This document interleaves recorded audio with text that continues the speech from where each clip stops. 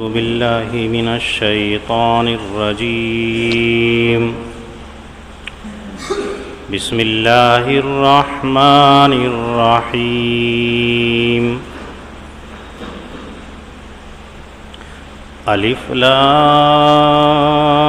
را كتاب أحكمت آياته ثم فصلت من لدن حكيم خبير. ألا تعبدوا إلا الله إنني لكم منه نذير وبشير.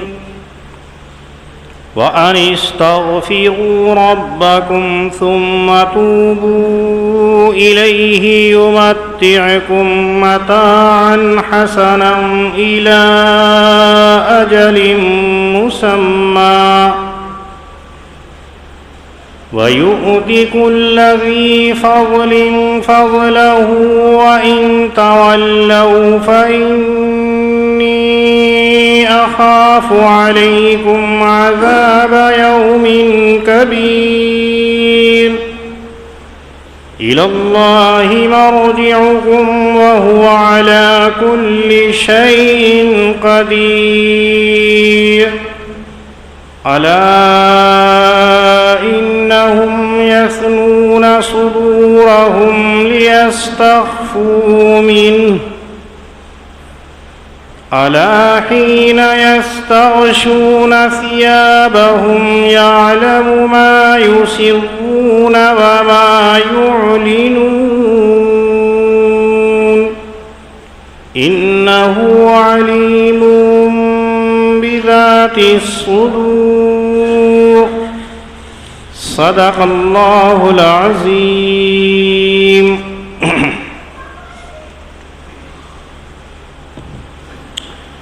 سورہ ہود شروع ہو رہی ہے. سورہ یونس کا اختتام کیا تھا اللہ رب العزت نے وَاتَّبِعْ مَا يُوحَىٰ إِلَيْكَ وَاصْبِرْ. نبی اکرم صلی اللہ علیہ وسلم کو یہ حکم دیا کہ آپ اتباع اور پیروی کیجئے اس حکم کی جو آپ کی طرف بھیجا جاتا ہے. اگر مخالفین، معاندین، منکرین سے آپ کو ناگوار خاطر کوئی بات پہنچتی ہے تو آپ اس کے اوپر صبر کیجئے جب تک کہ اللہ فیصلہ نہ فرما دے. وہ بہترین فیصلہ فرمانے والا ہے. گویا کہ استقامت اور صبر کے اوپر اللہ رب العزت نے آخری آیت کے اندر یہ فرمایا تھا. سورہ ہود شروع ہو رہی ہے. یہ سورہ ہود ان صورتوں میں سے ہے جن کے بارے میں نبی کریم صلی اللہ علیہ وسلم نے فرمایا کہ مجھے بڑھاپا انہی جیسی صورتوں کی وجہ سے آیا. روایت میں آتا ہے کہ حضرت صدیق اکبر رضی اللہ تعالی عنہ نے حضرت نبی کریم صلی اللہ علیہ وسلم سے کہا یا رسول اللہ آپ کے بال سفید نظر آتے ہیں، کیا بڑھاپا آ گیا؟ تو آپ علیہ السلام نے فرمایا کہ سورہ ہود نے مجھے بوڑھا کر دیا. ایک روایت میں آتا ہے کہ سورہ مرسلات نے، سورہ عما یتساءلون نے، سورہ تکویر نے، سورہ واقعات نے مجھے بوڑھا کر دیا ہے. یہ صورتیں وہ ہیں جن کے اندر اللہ تعالیٰ نے آخرت کو ذکر کیا. ان صورتوں کے اندر اللہ تعالیٰ نے نافرمان لوگوں کی سزاؤں کو ذکر کیا ہے کہ جو نبی اکرم صلی اللہ علیہ وسلم کی باتوں کو نہیں مانتے ہیں، جو ایمان کے اندر داخل نہیں ہوتے ہیں، جو توحید کا انکار کرنے والے ہیں، ان کو آخرت کے اندر کتنا خطرناک، کتنا بھیانک عذاب ہوگا کہ اس کو سوچ کر کے ہی نبی اکرم صلی اللہ علیہ وسلم کے بال سفید ہو گئے. ورنہ تو آپ کے بال سفید اس لیے نہیں ہوئے کہ آپ کمزور ہو گئے تھے، اس لیے نہیں ہوئے کہ آپ بوڑھے ہو گئے تھے، اس لیے نہیں ہوئے کہ آپ کی طاقت ختم ہو چکی تھی، بلکہ آپ فکر کے اندر رہتے تھے کہ میری امت ہے جس کی ہدایت کے لیے مجھے اللہ نے بھیجا ہے، مجھے اس امت کو جہنم سے بچانا ہے، مجھے قعر ضلالت سے اس امت کو نکالنا ہے۔ یہ کڑھن آپ کو اتنی بیٹھی ہوئی تھی کہ آپ کے بالوں کے اندر سفیدی چمکنے لگی ہے۔ اس صورت کے اندر اللہ تعالیٰ نے اسی کو ذکر کیا، وحدانیت کو ذکر کیا ہے، آخرت کے مناظر کو ذکر کیا ہے۔ پہلی آیت کریمہ کتاب احکمت آیاتہ ثم فصلت من لدن حکیم خبیر، شروع کا کلمہ ہے الف لام را۔ حضرات مفسرین کا اتفاق ہے کہ اس کے معنی دنیا کے اندر کسی کو نہیں معلوم ہے سوائے اللہ رب العزت کے اور نبی اکرم صلی اللہ علیہ وسلم کے، کہ اللہ نے اپنے محبوب سے راز و نیاز کی بات کی ہے، وہ اس کے اندر پوشیدہ ہے، لیکن امت کو چونکہ اس کے پڑھنے سے فائدہ ہی فائدہ ہوگا، اس لیے قرآن کریم کے اندر ان کو ذکر کیا۔ اگر کسی نے الف لام را پڑھ دیا تو حدیث میں آتا ہے کہ ایک حرف پڑھنے کے اوپر کم سے کم اسے 10 نیکیاں ملتی ہیں، تو بظاہر اس کے اندر 3 حرف نظر آتے ہیں، چاہے معنی معلوم ہو یا نہ ہو، اس کے پڑھنے والے کو 30 نیکیاں مل جاتی ہیں۔ آخرت کے اندر اس کے معنی تمام امت کو معلوم ہو جائیں گے۔ جب اللہ تعالیٰ سب کا حساب و کتاب کر لیں گے تو وہ حروف مقطعات جو اوائل سور کے اندر آئے ہیں، سورتوں کے شروع کے اندر، آغاز کے اندر جو آئے ہیں، جن کو مقطعات کہا جاتا ہے، مشبہات کہا جاتا ہے، تو ان کے معنی آخرت کے اندر ہمیں معلوم ہو جائیں گے۔ اس لیے ان کے معنی کے پیچھے نہیں پڑنا چاہیے، بس یوں کہنا چاہیے اللہ اعلم ورسولہ بمرادہ، بس اتنا کہ اللہ اور اس کے رسول جانتے ہیں جو اس کی مراد ہے۔ کتاب احکمت آیاتہ ثم فصلت من لدن حکیم خبیر، اس قرآن کریم کی اللہ تعالیٰ تعریف فرما رہے ہیں۔ جو کتاب قرآن کریم ہم نے تمہیں عنایت کی ہے، جس کتاب کو کلام اللہ ہونے کا شرف حاصل ہے، جس کتاب کو ہم نے اپنے حبیب محمد صلی اللہ علیہ وسلم کو عنایت کی ہے، یہ کتاب ایسی ہے جو جانچ لی گئی ہے ایک ایک بات اس کی، احکمت محکم احکام سے بنا ہے۔ اس لیے حضرات مفسرین کی اکثر کی رائے یہ ہے کہ اس آیت کریمہ کے اندر قرآن کریم کی اللہ یہ تعریف فرما رہے ہیں کہ اس کے احکام وہ ہیں جو بدلنے والے نہیں ہیں۔ ایک مرتبہ جو حکم اس کے اندر نازل کر دیا، اب اس کے اندر تبدیلی نہیں ہوگی۔ وہ لوگ یاد رکھیں جو دوسرے لوگوں سے مرعوب ہو کر کے یہ کہنے لگتے ہیں کہ قرآن کریم تو 1400 سال پرانا ہے، اس وقت کے حالات کیا تھے اب کیا ہے، ایسا نہیں۔ اس وقت سے لے کر کے نہیں، جب سے روز ازل ہے اللہ نے لوح محفوظ کے اوپر اس کو محفوظ فرمایا ہے، اس وقت سے لے کے آخرت تک اس کے اندر کوئی تبدیلی نہیں ہوگی۔ یہ تمام کا تمام جانچا اور پرکھا ہوا ہے، کسی کو اس کے اندر ایک انگلی رکھنے کی بھی گنجائش نہیں ہے، اس کے احکام کے اندر ذرا سی بھی تبدیلی کی گنجائش نہیں ہے۔ یہ کسی انسان کی عقل کی تخلیق نہیں ہے، بلکہ یہ خالق کائنات اللہ رب العزت کی کتاب اور کلام ہے۔ اس کے کلام کے اندر نہ کمی ہو سکتی ہے، نہ عیب ہو سکتا ہے، نہ اس کے اندر کوئی کوتاہی ہو سکتی ہے، بلکہ یہ تمام کی تمام من جانب اللہ کی طرف سے ایسی مضبوط ہے کہ اس کے اندر کوئی شک نہیں ہے۔ شروع سورہ بقرہ کے اندر بھی اللہ نے یہی کہا تھا، الف لام میم ذالک الکتاب لا ریب فیہ، کہ یہ کتاب قرآن کریم ایسی ہے جس کے اندر شک و شبے کی گنجائش ہی نہیں ہے۔ وہی یہاں ہے احکمت آیاتہ، کہ اس قرآن کریم کی تمام باتوں کو جانچ لیا گیا ہے، تب جا کر کے دنیا کے اندر بھیجی گئی ہے، اس کے اندر کوئی تبدیلی نہیں ہے۔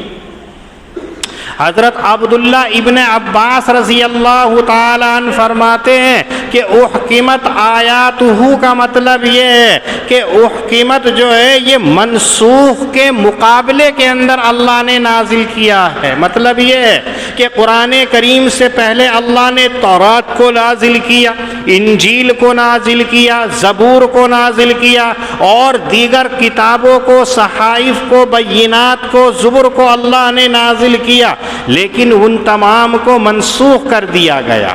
جب ایک کتاب کے بعد میں دوسری کتاب آئی تو دوسری کتاب نے پہلی کتاب کو منسوخ کر دیا، بدل دیا، لیکن یہ قرآن کریم ایسی کتاب ہے کہ اس کے اندر کوئی منسوخ نہیں ہوگا، کوئی تبدیلی نہیں ہوگی۔ اب قیامت تک یہی ایک کتاب ہے جو تمام کی تمام لوگوں کے لیے، تمام کے تمام انسانوں کے لیے مشعل راہ اور ہدایت کا ذریعہ ہوگی۔ اس لیے اس کتاب کے بعد میں نہ کسی دوسری کتاب کی ضرورت ہے، نہ کسی کتاب کی حاجت ہے، اور نہ ہی کسی شریعت کی گنجائش ہے۔ اس لیے اللہ تعریف فرما رہے ہیں یہ ایسی کتاب ہے۔ ثم فصلت من لدن حکیم خبیر۔ دوسری تعریف قرآن کریم کی اللہ تعالیٰ یہ ذکر کر رہے ہیں کہ اس قرآن کریم کے جتنے مضامین ہیں، قرآن کریم کے اندر جتنی چیزوں کو ذکر کیا ہے، ایک مضمون دوسرے مضمون سے جدا گانا ہے۔ ایسا نہیں کہ آپس کے اندر خلط ملط ہو گیا ہو۔ آپ نے دیکھا ہوگا جب کوئی تقریر کرنے والا ہوتا ہے تو تقریر کرتے ہوئے یہاں بات چل رہی ہے، دوسری لا کر کے اس کے اندر گھسا دیتا ہے۔ ابھی نماز کی بات چل رہی ہے، اس کے اندر روزے کو ذکر کر دے گا، اس کے اندر زکوٰۃ کو ذکر کر دے گا۔ ہندوستان کی بات چل رہی ہے، دوسرے ملکوں کی اس کے اندر داخل کر دے گا۔ اس کو پتہ نہیں رہتا ہے کہ اسے کیا بولنا ہے کیا نہیں بولنا ہے، آپس کے اندر کھچڑی سی بنا دیتا ہے۔ قرآن کریم کا یہ انوکھا اور قرآن کریم کی یہ صفت اور خوبی ہے کہ اس نے جس مضمون کو ذکر کیا ہے، پہلے پوری تفصیل سے اس کو ذکر کیا، دوسرے کو ذکر نہیں کیا ہے۔ مثلا نماز کا ذکر ہے تو نماز ہی کو ذکر کیا ہے، حج کا ذکر ہے تو پہلے حج کو ذکر کیا ہے، روزے کا ذکر ہے تو اس کی تفصیل کو ذکر کیا ہے۔ گویا تمام کے تمام مضمون کو علیحدہ کیا اور تفصیل کے ساتھ میں ذکر کیا۔ قرآن کریم ایسا نہیں ہے کہ اس کے مضمون، اس کے احکامات، اس کے اصول کسی کی سمجھ میں نہ آئے، بالکل واضح طور پر ذکر کر دیا گیا ہے۔ یہ اس کی خوبی ہے اور اس کی صفت ہے۔ یہ کتاب کس کی ہے؟ تیسری ذکر کر رہے ہیں، من لدن حکیم خبیر۔ قرآن کریم کس آدمی کی کتاب ہے؟ قرآن کریم کیسے آدمی کی لکھی ہوئی کتاب ہے؟ حکیم خبیر۔ قرآن کریم کہتا ہے کہ اس حکمت والے باخبر آد اللہ رب العزت کے پاس سے ہے کہ جو تمام ذرات کو جانتا ہے، ان کی ضرورتوں سے واقف ہے، انسان ہو غیر انسان ہو، اللہ کی تمام مخلوقات ہو، وہ تمام مخلوقات کو اللہ تعالیٰ جانتا ہے کس کو کس چیز کی ضرورت ہے، کس چیز کی حاجت ہے، کون سی چیز ایسی ہے جو اس کے لیے مناسب ہے۔ ایسی حکمت فرمانے والا، اور ایسا نہیں کہ کوئی مخلوق بنا دی اس سے غافل ہو گیا ہے۔ جیسے مثلاً والدین ہیں، بچے پیدا ہو گئے ہیں، لیکن والدین کو اپنے بچوں کا پتہ نہیں ہے کہ ہمارے بچے کس معاشرے کے اندر، کس سوسائٹی کے اندر، کس تہذیب کے اندر اور کیسی سوسائٹی کے اندر زندگی گزار رہے ہیں۔ معلوم ہوتا ہے تو کہتے ہیں ہمیں پتہ ہی نہیں چلا ہے۔ والدین اپنے بچوں سے کتنی محبت کرتے ہیں، لیکن اس کے باوجود تمام حالات سے وہ واقف نہیں ہوتے ہیں، بے خبر ہوتے ہیں۔ اللہ رب العزت نے کائنات کو بنایا، صرف انسان ہی کو نہیں، انسانوں کے علاوہ بہت ساری مخلوقات کو بنایا ہے اور ان سے باخبر ہے، کبھی غافل نہیں ہوتا ہے۔ ایسا نہیں کہ اللہ انسانوں کی طرف متوجہ ہو اور حیوانات کی طرف متوجہ نہ ہو، اللہ پہاڑوں کی طرف متوجہ ہو اور گھاس اور سبزے کی طرف متوجہ نہ ہو، اللہ خشکی کی طرف تو متوجہ ہو لیکن سمندر اور تری کی طرف متوجہ نہ ہو، ایسا نہیں ہو سکتا ہے۔ اللہ ہر آن ہر لمحے ہر چیز سے باخبر ہے، اس لیے اس نے ایسی کتاب نازل کی ہے کہ جس کے اندر کوئی کمی نہیں ہے، تفصیل کے ساتھ میں ذکر کی گئی ہے۔ جو ایسی کتاب ہے اس کتاب کے اوپر عمل کرنا ضروری ہے، اور کتاب لکھنے والا، کتاب کو بیان کرنے والا، کتاب کو نازل کرنے والا وہ ذات ہے جو ازل سے لے کے آخر تک، شروع سے لے کے آخر تک تمام کی تمام چیزوں کے احوال سے، کیفیات سے واقف ہے۔ وہی بہتر جانتا ہے کہ کون سی چیز کس کے لیے مناسب ہے۔ ایسی ذات نے یہ قرآن کریم نازل کیا ہے تو اس قرآن کریم کے اوپر عمل کرنا چاہیے۔ پہلی بات جو قرآن کریم کے اندر ذکر کی ہے وہ یہ ہے، اللہ تعبدوا الا اللہ، اللہ کے علاوہ کسی کی پرستش نہ کرو۔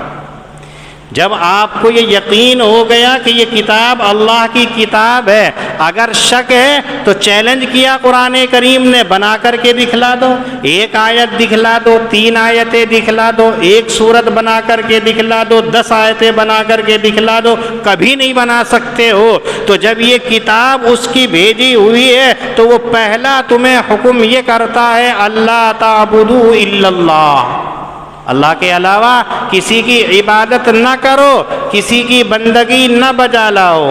اننی لکم منہ نذیر و بشیر، نبی کریم صلی اللہ علیہ وسلم کا کام بتایا ہے کہ اے لوگو، میں اسی ذات کی طرف سے تمہارے پاس ڈر اور خوشخبری سنانے والا ہو کر کے آیا ہوں۔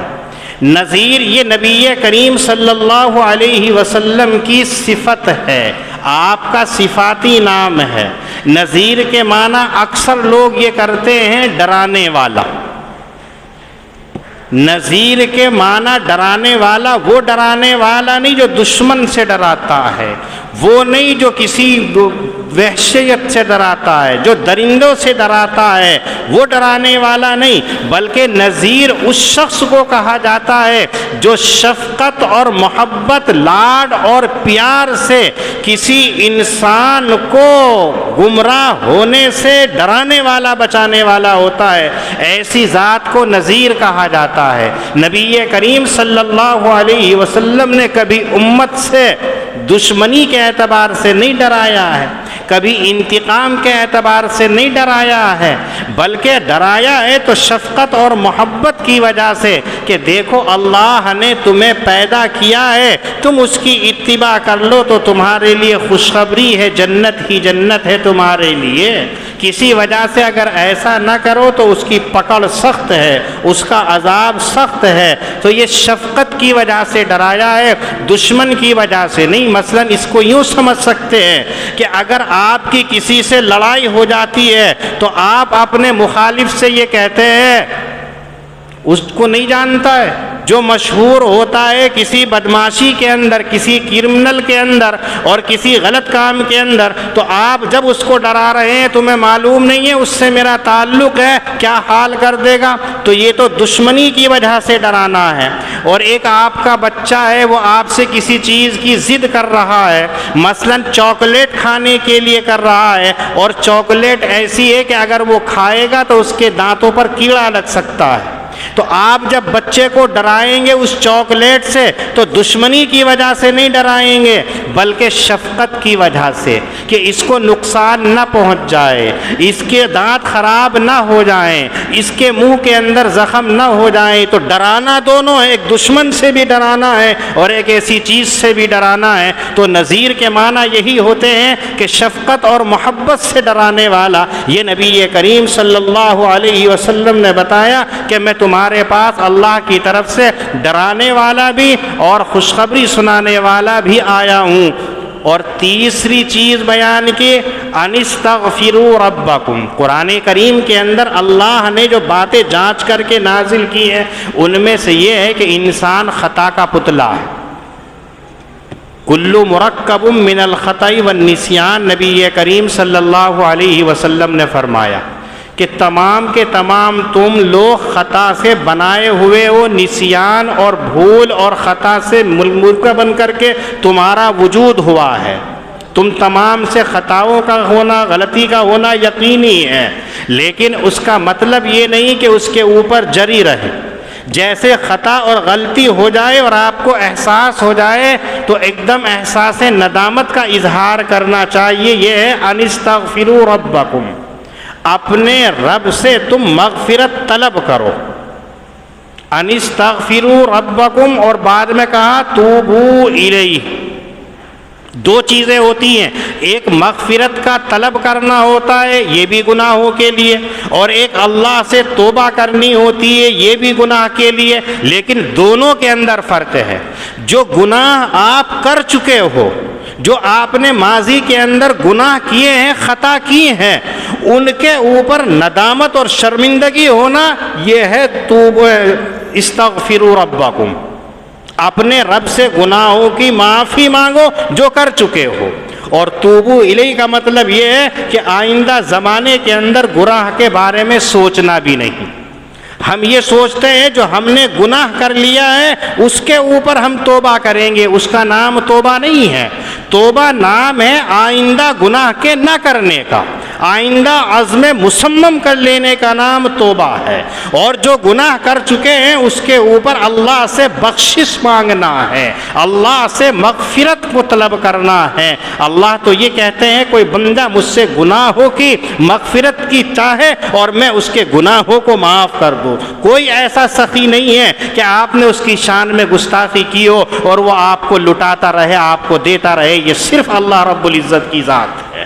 اللہ چاہتے ہیں کہ تم سے خطا ہو گئی ہے، بس فوراً کہہ دو کہ رب مجھ سے غلطی ہو گئی ہے، گناہ ہو گیا ہے، اے رب تو مجھے معاف کر دے۔ تو اللہ رب العزت ہے انہ کان غفارا، معاف کر دیتے ہیں۔ اور معافی کے ساتھ میں خالی معاف کر کے نہیں چھوڑتے ہیں، یمتعکم متاعا حسنا، پھر اللہ تعالیٰ جو آدمی اپنے گناہوں کی بخشش کرا لیتا ہے، جو آدمی آئندہ گناہ نہ کرنے کا عہد کر لیتا ہے، تو پھر اللہ تعالیٰ اس کو بہترین فائدہ پہنچاتے ہیں، اچھا بدلہ فرماتے ہیں۔ کون سا اچھا بدلہ ہے؟ دوسری جگہ فرمایا یرسل السماء علیکم مدرارا ویمددکم باموال وبنین ویجعل لکم جنات ویجعل لکم انہارا۔ جو آدمی اللہ سے مغفرت طلب کر لیتا ہے تو اللہ تعالیٰ اس کے اوپر آسمان سے برکتوں کی بارشوں کا نزول فرماتے ہیں اور اس کے مالوں کے اندر اضافہ فرما دیتے ہیں، اس کی اولادوں کے اندر برکتیں فرما دیتے ہیں، اور اس کے لیے جو باغات ہے، اس کے لیے جو کاروبار ہے، اس کے اندر اضافہ اور بڑھوتری کر دیتے ہیں۔ آج ساری دنیا کا ایک ہی نظریہ ہوتا ہے کہ بس کسی طریقے سے 2 کے 4، 4 کے 8 ہو جائیں۔ کام کے سلسلے کے اندر کبھی آدمی غفلت کی نیند نہیں سوئے گا، اگر کام کے اوپر ہے تو کہیں دوسرا نہ لے، اس کے پہلے ہی کر لیتا ہے۔ آپ اس کا اندازہ لگائیے بھوپال سنگھ کی کوٹھی پر جا کر کے کہ جہاں مزدوروں کا ریلا کھڑا ہوتا ہے اور اکیلا آدمی جا کر کے 2 مزدور لینا چاہتا ہے، ایک دم سے اس کے اوپر 20 چڑھ جاتے ہیں، میں چلنے کو تیار، میں چلنے کو تیار، وہاں نیند بھاگ جائے گی۔ اگر بیٹھا ہوا مزدور سوتا رہا تو اس کو نوکری نہیں ملے گی، اس کو کام نہیں ملنے گا، نقصان ہی نقصان کے اندر رہے گا۔ ایسے ہی دین کے معاملے کے اندر یہاں کہہ رہا ہے یمتعکم متاعا حسنا، اگر تم نے اپنے گناہوں کی مغفرت کرا لی، اللہ سے آئندہ عہد کر لیا کہ خطا نہیں کرے گا، تو پھر اللہ تعالیٰ تمہارے لیے بہترین بدلہ عنایت فرمائیں گے۔ تمہارے آسمان سے اللہ تعالیٰ برکتوں والی بارشیں فرمائیں گے، تمہارے کاروبار میں برکتیں فرمائیں گے۔ یہ نسخہ ہے، کسی حافظ اور مولوی کے پاس جانے کی ضرورت نہیں ہے کہ کاروبار میں برکت کا کوئی تعویذ دے دیجیے۔ کاروبار میں برکت کا یا بچے کے مطیع اور فرما بردار ہونے کا تعویذ دے دیجیے۔ قرآن کریم نے اس کا نسخہ بتا دیا ہے، انہ کان غفارا ان استغفروا ربکم، تمہارا بچہ نافرمان ہے، اپنے رب سے اپنے گناہوں کی مغفرت کرا لو، تمہارا بچہ تمہارے تابع ہو جائے گا۔ تمہارا کاروبار نہیں چل رہا ہے، کسی کے پاس جانے کی ضرورت نہیں، اللہ کے گھر میں آ کر کے اللہ سے اپنے گناہوں کی مغفرت طلب کر لو، تمہارے کاروبار میں برکتیں ہو جائیں گی۔ تمہارے باغات کے اندر پھل نہیں آ رہے ہیں، کہیں جانے کی ضرورت نہیں ہے، اپنی غلطیوں کو اللہ کے سامنے رکھ کر کے معافی مانگ لو، تمہارے درختوں کے اندر برکتیں ہو جائیں گی۔ تمہاری کھیتیوں کے اندر پیداوار نہیں ہو رہی ہے، کہیں جانے کی ضرورت نہیں ہے، اپنے گناہوں کے اوپر نادم ہو کر کے اللہ سے معافی مانگ لو، تمہاری کھیتیوں کے اندر برکتیں ہو جائیں گی۔ یہ فارمولہ اللہ تعالیٰ یہاں قرآن کریم کے اندر، اس لیے کہ قرآن کریم کا فارمولہ جھوٹا نہیں ہو سکتا ہے، ہمارا تمہارا بنایا ہوا نہیں ہے۔ یمتعکم متاعا حسنا، اللہ تعالیٰ پھر تمہیں بہترین اور عمدہ جو ہے مال عنایت فرمائیں گے، الی اجل مسمی، ایک مدت تک۔ ایسا نہیں کہ دنیا ہی کے اندر تمہیں ہمیشہ ہمیشہ رہنا ہے، جب تک اللہ تمہیں دنیا کے اندر رکھے گا اس وقت تک، جب تک اللہ کی مشیت تمہیں دنیا میں رکھنے کی ہے اس وقت تک تمہیں اللہ تعالیٰ سرخ روئی سے نوازیں گے، تمہیں عزت بھی دیں گے، تمہیں دولت بھی دیں گے، تمہاری تمام ضرورتوں کو پورا فرمائیں گے۔ وَيُؤْتِ كُلَّ ذِي فَضْلٍ فَضْلَهُ، اس جملے کے اندر اللہ نے تو انتہا کر دی ہے کہ جس آدمی کو یہ دو دولت مل گئی، ایک اپنے گناہوں کی بخشش کی اور ایک آئندہ نہ کرنے کی، اللہ سے رجوع کرنے کی، توبہ کرنے کی، جس آدمی کو یہ دونوں دولت مل جاتی ہیں تو پھر اللہ تعالیٰ اپنی دولتیں اس کے اوپر نچھاور کر دیتے ہیں۔ اور مطلب کیا ہوتا ہے کہ اسے قناعت کی دولت سے اللہ تعالیٰ مالا مال کر دیتے ہیں، جتنا اسے ملتا ہے اس پر شکر بجا لاتا ہے، اور جو نہیں ملتا ہے تو اس کے اوپر غم نہیں کرتا ہے۔ آج ہمارا حال یہ ہے کہ اگر ہمیں مال مل رہا ہے تو کیا کہتے ہیں، یہ میری محنت کی کمائی ہے، یہ میرے کانفیڈنس کی کمائی ہے، یہ میرے ذہن کی کاشتکاری کی کمائی ہے، میں نے جو غور و فکر کیا، محنت کی ہے، اس کی کمائی ہے۔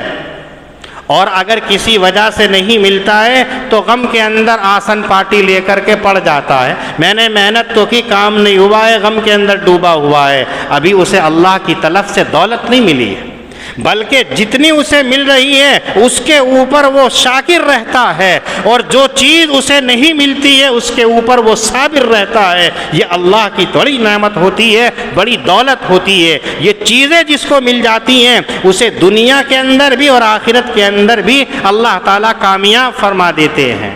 وَإِن تَوَلَّوْا فَإِنِّي أَخَافُ عَلَيْكُمْ عَذَابَ يَوْمٍ كَبِيرٍ، آیت کے آخر کے اندر اللہ تعالیٰ نبی کریم صلی اللہ علیہ وسلم کی زبانی ان کو کہلوا رہے ہیں کہ اے لوگو، اگر تم روگردانی کرو گے اللہ تعالیٰ کے احکام کی، اللہ کا کلام تمہارے سامنے آ گیا، اللہ کا رسول تمہارے سامنے موجود ہے، اگر تم اس کی بات نہیں مانو گے، مجھے ڈر لگ رہا ہے کہ بڑے دن کے عذاب سے کہ تمہارا حال کیا ہوگا۔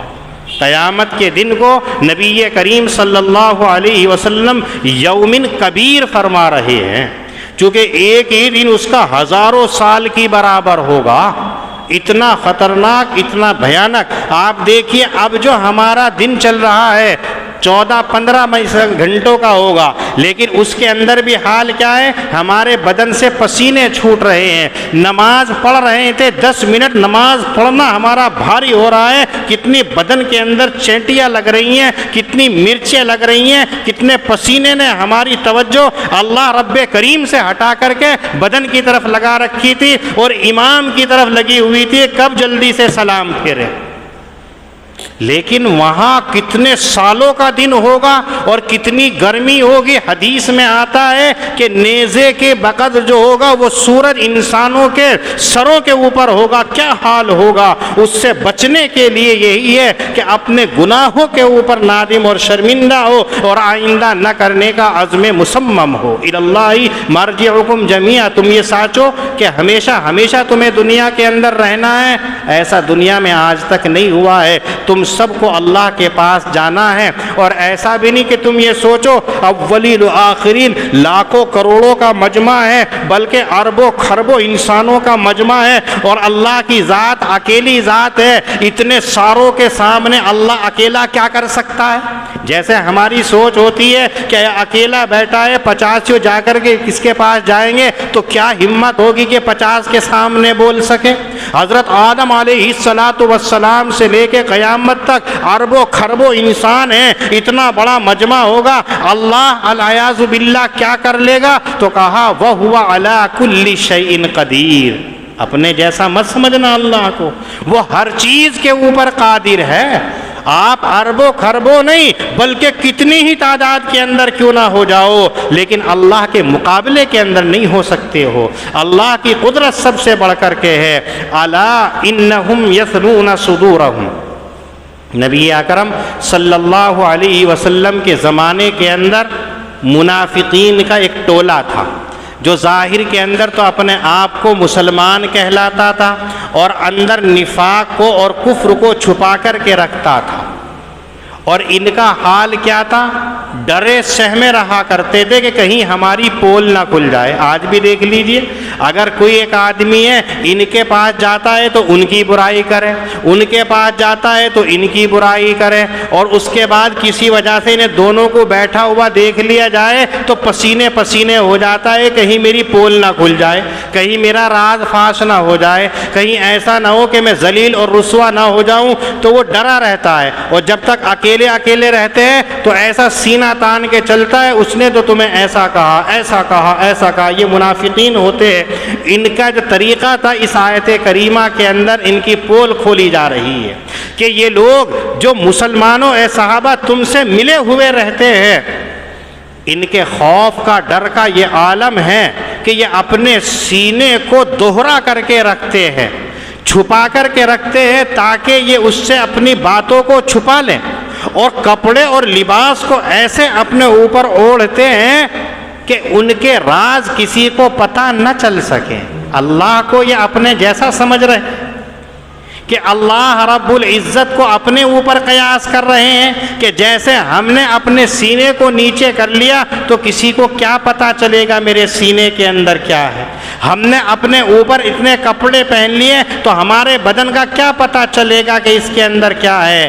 یعلم ما یسرون وما یعلنون، رب کی ذات تو وہ ذات ہے جن چیزوں کو تم ظاہر کرتے ہو اس کو بھی جانتا ہے، اور جن چیزوں کو تم مخفی رکھتے ہو پوشیدہ رکھتے ہو اس کو بھی وہ جانتا ہے۔ یہ تو ظاہر اور باطن کا کام ہے، اس سے بڑھ کر کے یہ ہے انہ علیم بذات الصدور۔ تم دلوں کے نہا خانوں کے اندر، دلوں کے پوشیدہ جگہوں کے اندر جس کو چھپا کر کے رکھتے ہو، اللہ کی ذات تو اس سے بھی باخبر ہے۔ یہ لوگ آج مسلمانوں کو نقصان پہنچا رہے ہیں، یہ کفار، یہ وہ لوگ کہ جو منافقین کی جماعت ہے، آپس میں صحابہ تمہارے ساتھ مل کر کے یہ چاہتے ہیں کہ تمہیں نقصان پہنچا دیں، ایسا نہیں ہو سکتا ہے، بلکہ ان کا راز ایک دن کھل جائے گا اور اس وقت کے اندر یہ رسوا اور ذلیل ہوں گے۔ الف لام را اللہ اعلم بمرادہ بذلک کتاب احکمت آیاتہ، یہ کتاب ہے جس کو جانچ لیا گیا ہے اس کی باتوں کو، پھر کھولی گئی ہے اس کو ایک باخبر حکمت والے کی جانب سے۔ اللہ تعبدوا الا اللہ، یہ کہ نہ عبادت کرو تم سوائے اللہ کے، اننی لکم منہ نذیر و بشیر، یقیناً میں تمہارے لیے اس کی طرف سے ڈر اور خوشخبری سنانے والا ہوں۔ وَأَنِ اسْتَغْفِرُوا رَبَّكُمْ ثُمَّ تُوبُوا إِلَيْهِ، اور یہ کہ تم بخشش طلب کرو اپنے رب سے، پھر تم اسی کی طرف متوجہ ہو جاؤ۔ یمتعکم متاعا حسنا، تو فائدہ دے گا تم کو بہترین فائدہ ایک مدت تک۔ وَيُؤْتِ كُلَّ ذِي فَضْلٍ فَضْلَهُ، اور دیوے گا ہر زیادتی والے کو زیادتی اپنی۔ وَإِن تَوَلَّوْا فَإِنِّي أَخَافُ عَلَيْكُمْ عَذَابَ يَوْمٍ كَبِيرٍ، اور اگر تم باز نہ آئیں تو میں تمہارے اوپر خوف کرتا ہوں بڑے دن کے عذاب کا۔ إِلَى اللَّهِ مَرْجِعُكُمْ، تم سب کو اسی کی طرف لوٹ کر جانا ہے۔ وَهُوَ عَلَى كُلِّ شَيْءٍ قَدِيرٌ، اور وہ ہر چیز کے اوپر قادر ہے۔ أَلَا إِنَّهُمْ يَثْنُونَ صُدُورَهُمْ لِيَسْتَخْفُوا مِنْهُ، یاد رکھیے کہ یہ لوگ اپنے سینوں کو دوہرا کیے ہوئے ہیں تاکہ چھپا لیں وہ اس سے۔ الا حین یستغشون ثیابہم، یاد رکھیے جس وقت کہ یہ اپنے کپڑوں کو اوڑھتے ہیں۔ یعلم ما یسرون وما یعلنون، اللہ جانتا ہے اس کو جو اس کو چھپاتے ہیں اور اس کو بھی جس کو یہ ظاہر کرتے ہیں۔ انہ علیم بذات الصدور، بلا شبہ وہ اللہ دلوں کے رازوں کو جاننے والا ہے۔ اللہ پاک ہم سب کو دین کی صحیح سمجھ عطا فرمائے۔ وآخر دعوانا ان الحمد للہ رب العالمین۔